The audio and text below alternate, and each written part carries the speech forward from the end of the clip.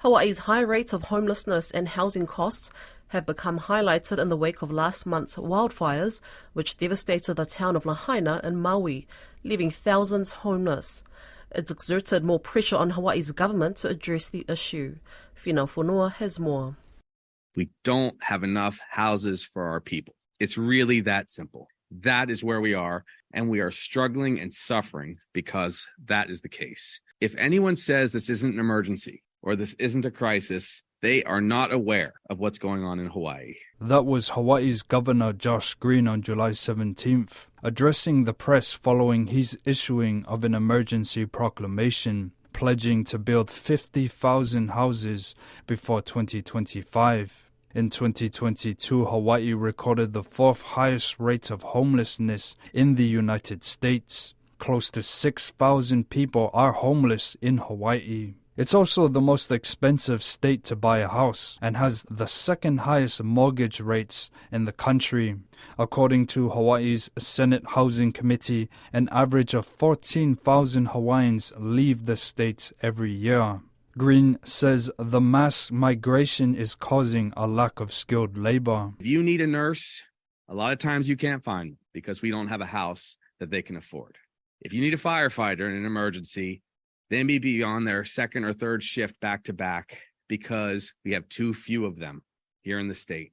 If your child needs a teacher and they don't have one in their classroom and it's a temporary teacher or a sub for the third or fourth year in a row, it's probably because we don't have enough teachers in the state because they can't afford housing. If that's not a crisis, if that's not an emergency, I don't know what is. Maui attorney Lance Collins knows all too well the social impacts of Hawaii's housing crisis. He works for the Progressive Movement of Hawaii, an organization dedicated to helping local residents fight off evictions. Collins says reforms are needed as expensive housing has long characterized the state's economic landscape. He says the term housing crisis is a misnomer, calling it a deliberate mechanism of Hawaii's economic system that goes back over a century. The territory of Hawaii and the state of Hawaii have passed law after law after law saying that there's a problem of affordable housing, and they come up with potential ways of solving it. Some have been very useful, and then for some reason were not continued, and others have not really been very helpful to address the shortage. But in my view, I don't see it as a crisis. It's part of the structure of our system. And so until the system is changed, we're unlikely to see an abatement of the shortage of affordable housing.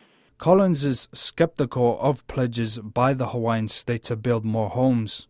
He says only a systematic reform of Hawaii's property market and laws will solve the problem. It's not a supply issue, and the so-called emergency proclamation is not limited to building affordable housing. In fact, there's no requirement that any of the houses that are built be affordable under the proclamation. So if there are 50,000 luxury homes that are built through this proclamation, that's not going to in any way address the shortage of affordable housing. And in fact, by creating so many new luxury homes, we may end up in a situation where it further exacerbates the shortage of affordable housing. It's an issue that's been exacerbated by the devastation caused by wildfires earlier this month. Thousands of people were left homeless after fires destroyed most of Lahaina, leaving 115 people dead. Controversy arose as thousands of locals slept in gymnasiums, church halls, and their cars, while Maui's many hotels catered to tourists who continued to fly into Maui.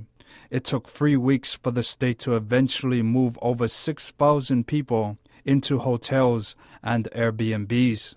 Governor Green said in his latest updates, his government was doing everything to support the evacuees. There are 19 hotels that have stepped up, another 1,100 people in Airbnbs. This is going to become very central to our response because we want to get people about 18 months of housing. We're working on that right now. We don't want anyone to become homeless as a result of this. This project goes to the more permanent housing. You'll see a lot of individual assistance getting approved. 4,232 individual assistance applications already approved by FEMA. But a number of people from Maui have told RNZ Pacific they're uncertain about their future. Apart from losing their homes, they've also lost their jobs as a result of the disaster. Donata Lolosio, principal of Sacred Heart School in Lahaina, which was destroyed by the fires, says some of her students and their families have already left the States. The situation out here is dire. I mean, the displaced people are moving from hotel to hotel, some, in days. So the housing is a crisis. And the tourists have all been sent home. So now there's that issue with the economy. They're in a living situation where they're always having to move from place to place. So all that they own is in their little backpack. Hawaii's government has pledged to rebuild homes, but a time frame is yet to be announced.